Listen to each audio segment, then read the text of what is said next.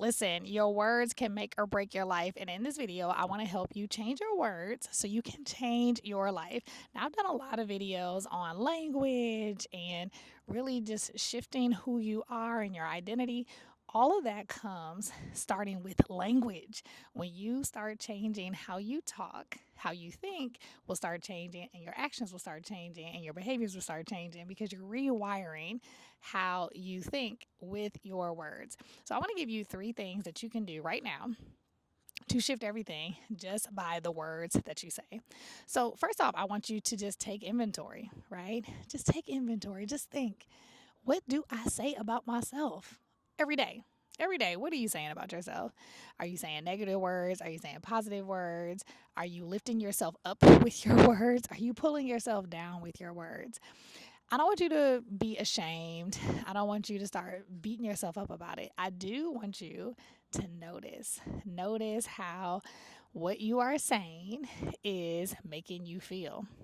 Notice how what you are saying is affecting what you actually do or won't do. I guarantee that if you are saying words that are discouraging, negative, frustrating, it is an exact connection to your outcomes. If you're talking to yourself in a way that is discouraging, you're likely procrastinating on something. You're likely not taking action in an area that you say you want to see differently because you're talking yourself down or you're self sabotaging. Maybe you're taking action in that area, but you're doing it with this energy of already feeling like you're not enough. And when you already don't feel like you're enough, there are things that we subconsciously do to prove to ourselves that we're not enough. So, for example, maybe you are, really in your head about a job that you're applying for, or you're in your head about a client that you want to lock in on, or you're in your head about a relationship that you just got into. Whatever the case is, notice what you're saying about yourself in that space. Are you saying, like, oh, I'm just waiting for the bottom to drop, or I'm just not sure if they're really going to like me? All these things, right? And if you are saying those things, notice how some of the things happening in that relationship are occurring. Now, some people will say, well, Desiree, like I don't have control over what other people are like. Maybe I'm just reading the room correctly. And maybe you are. But I would also say, I would also challenge you to consider, am I attracting these kinds of relationships or opportunities where it almost is me having this self fulfilled prophecy moment? Maybe I'm only attracting things that are going to fail because I'm walking into it feeling like we're going to fail. Because I guarantee if you felt differently, if you changed your disposition, even if it didn't turn out the way that you thought it would, you wouldn't come out feeling the way you're feeling because we can control our feelings. We can control how we move about the world. We can control how we take things in. We can control our perspective. So I'm a positive intelligence coach, and positive intelligence, it's all based on positive psychology, neuroscience, all the things. One thing about positive intelligence is that the things that you're saying to yourself are likely from a place of keeping yourself safe, right? The amygdala is in fight, flight, or freeze.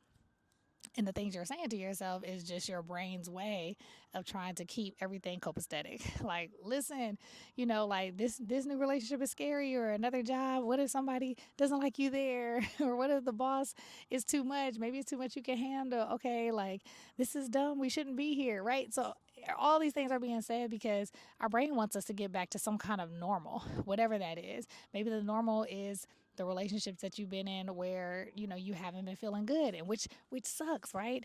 But it's normal. It's normal to our brain. Or maybe it's the job that's low paying because having something higher paid makes us feel like we have to work harder, and our brain's like, no, I don't want to work hard, I don't want to be stressed, like we can be okay with this. So all of it is connected to normalcy. And so it's actually okay to start feeling that initially when you want to change your mind about something, when you want to change the way you think about something, because it's normal for your brain to kick back and want things to be like they were before. But what you get to do differently is use your words to trick your brain by not only just saying these words, but feeling like what you're saying is true and doing actions associated with those words. So that's going to be that three prong, tip that I want to give you. The three things to help you really use your words to shift your world is after you already kind of like looked back and said, okay, I know what I've been saying is bogus. This is not helping me. Then what you get to do is okay, what words would be beneficial to me? What would help me? I call this process of giving yourself words that are really filled with the truth. Not just a truth, but the truth for your life. And so, whatever you've been saying before is really a lie. You are good enough for that position. The truth is, okay, well, maybe there's a skill set that I need to take on, and that's going to make me feel even more comfortable. Or I already have a skill set, but I just haven't thought about it as a strong skill set. So that makes me feel like I'm not enough for this job. Whatever the case is, the truth is something totally different than the lie you've been telling yourself. And so that's the second thing you get to do is figure out, okay, what is the truth? What is the thing that I need to start saying? Let me start saying the truth. Once you start doing that, the last thing is like, okay, how do I embody this in my body and in my actions? Right. And so I actually did a video about really embodying the belief that we have in our body. So, if I believe, for instance, that I am at peace and I'm balanced at work, how do I make my body feel at peace and balance while I'm working or just throughout the day? Because there's a book, I've talked about it in other videos, called The Body Keeps Score. And it's a great book. But basically, it's about how we hold experiences in our body. We hold circumstances, we hold trauma in our body, and all of us do this. And because of that, sometimes our body is just so used to being anxious. It's crazy, you all. Our body is so used to feeling anxious. We say we don't want to feel anxious, but because it's normal, we actually do.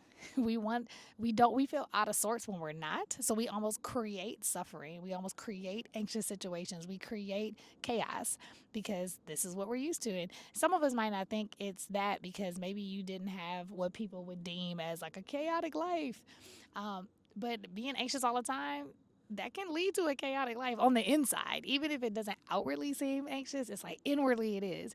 And so I want you to just take in consideration like, okay, am I allowing myself to continue to suffer with the things that I say I don't want because it's normal?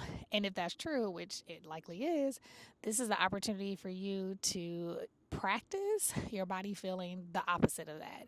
And so practicing peace, maybe that's breathing, maybe that's taking maybe walks, maybe it's doing what many of you may know is a body scan, like getting slow, sitting down and just breathing through your body and just noticing different muscles. Are they tight? Loosening them by breathing into them, allowing them to relax, just noticing what's happening. And the slower we can be with noticing what's happening in our body, then we can actively fill it with the feeling that we want to start creating. And so when you start thinking about the job and you start feeling anxious, notice where that is in your body and then start breathing and thinking about what you want your body to feel like. And start breathing into that, having a vision in your mind of what would peace look like at this job, and start feeling that in your body. Because our body doesn't know the difference between what is true and what is fake. It is going to follow whatever our thoughts have been saying. I mean, think about it. You have started salivating before you even got a meal because you've been thinking about that meal. I mean, at least I do. And so our body doesn't know the difference. It reacts because we've had a thought, we've had a vision, we've locked in. And so our body is having a reaction to it. So our body is having reactions to life. And so, how can we embody a different reaction? By envisioning what we actually desire, but we got to practice that.